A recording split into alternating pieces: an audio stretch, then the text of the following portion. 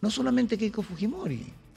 Ahí está Iván Tumala, ahí está Susana Villarán, ahí está Alan García, ahí está PPK. Entonces, aquí la fiscalía, el poder, el sistema, digamos. El sistema, yo creo que se equivocó de foco. Politizó completamente. Estamos en Exitosa, la voz que integra el Perú, 95.5 de la FM en Lima, canal 34 de Movistar. Soy Nicolás Lucar, esto es Hablemos Claro. Está en nuestros estudios el empresario Ricardo Briceño, que acaba de lanzar el libro, que dicho sea de paso fue presentado el día de ayer, se llama ¿Qué hago yo aquí? Y la pregunta que se hace era gráfica el día que se inicia el proceso de cócteles, el juicio de cócteles, y había 40 fujimoristas y Ricardo Briceño.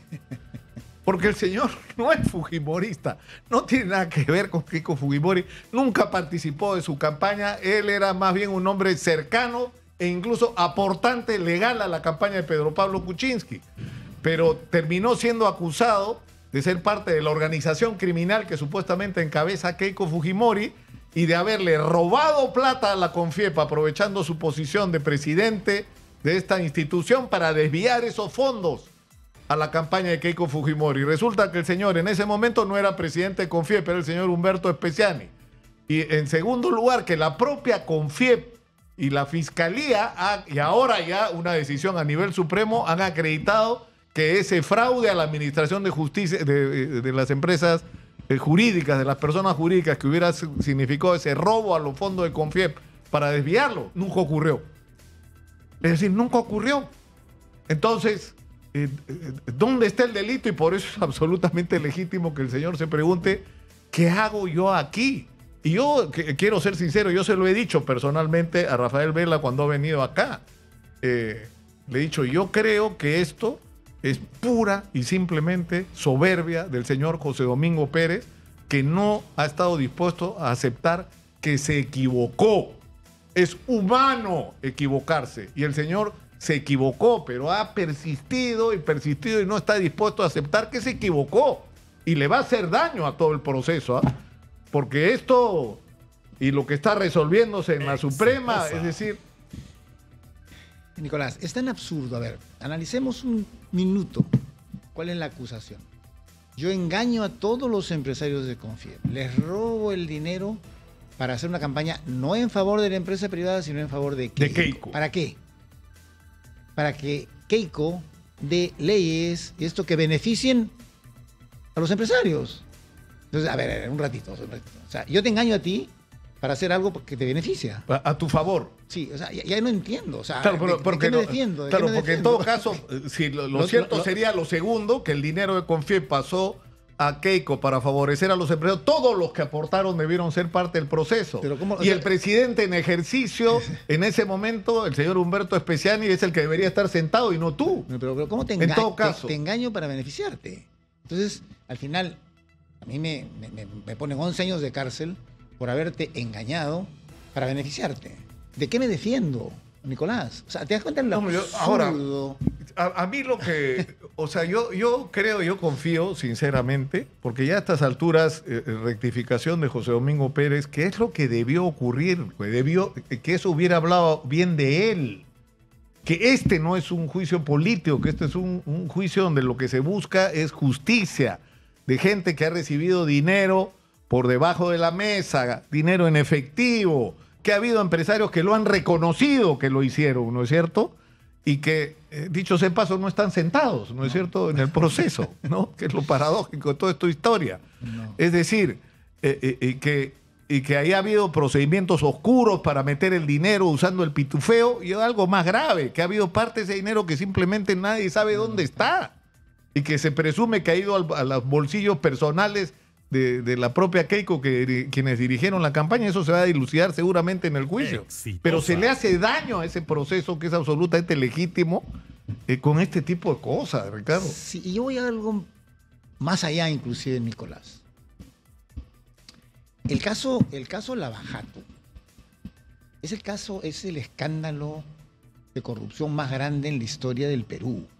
No es solamente aquí, es en Brasil, en Panamá, en Estados Unidos, en todos sitios, ¿no es cierto? Entonces, es un caso de corrupción. Pero ¿qué ha pasado en el Perú? En el Perú se ha cambiado el foco y en lugar de perseguir los actos de corrupción, la recepción de coimas, las adendas mal hechas en detrimento de todos los peruanos donde obras se han hecho mal y gente se ha metido dinero al bolsillo, y se dirigió hacia un tema de financiamientos de campañas políticas. No solamente Keiko Fujimori. Ahí está Iván Tumala, ahí está Susana Villarán, ahí está Alan García, ahí está PPK. Entonces, aquí la fiscalía, el poder, el sistema, digamos. El sistema, yo creo que se equivocó de foco. Politizó completamente. Entonces, el financiamiento de campañas, si bien es cierto, puede tener ciertos visos de irregularidades. No, claro, no es el fondo de la corrupción. Claro, es el fondo en el caso de Keiko, porque Keiko nunca gobernó. Es decir, el caso contra Keiko, que tiene 14.000 folios, se refiere a una persona que no gobernó, y yo estoy convencido de que sí hubo actos ilegales ahí que merecen ser castigados.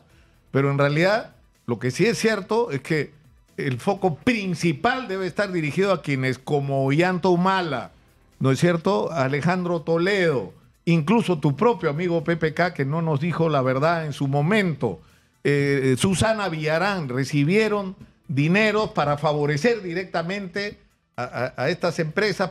Es decir, ahí estamos hablando de otra cosa, porque estamos hablando de dinero público. De acuerdo, pero no solamente son los políticos. Son los empresarios. Aquí hay obras puramente de empresarios y funcionarios. Y eso no se ve. Eso no se ve. Ricardo, me quedaría conversando contigo de lo que... Yo quiero reiterar esto, ¿eh? Yo creo que una de las razones por las que estamos como país, y yo he llamado la atención en relación a lo que ocurrió en el último CADE, ese CADE pudo ser hace 10 años o pudo ser dentro de 10, pero estamos en el Perú de hoy, y esta conferencia anual ejecutiva está en otro país. Este es un país que se está desangrando por la criminalidad, que está atravesando una muy difícil situación económica que ha llevado a casi el 80% de la población a vivir en la informalidad, pero donde junto con eso tenemos enormes posibilidades como país en un contexto donde la clase política es absolutamente ineficiente y corrupta. Eso obliga a otra agenda, ya que los empresarios se pregunten cuál es su responsabilidad y qué pueden hacer para cambiar las cosas para bien de la gente, para que el crecimiento no solamente favorezca a los que están arriba, sino a todo el mundo, que la gente tenga calidad de vida, de servicio. Y lo penoso, y por eso me extiendo, discúlpeme señora Magariño, es porque si algún empresario puso esos temas en la agenda hace 7 años, fue el señor que está sentado acá. Y el señor que está sentado acá no es el protagonista de una discusión sobre estos temas, sino tiene que venir a defenderse de una acusación claramente injustificada. Y eso es lo que a mí me parece penoso, Ricardo.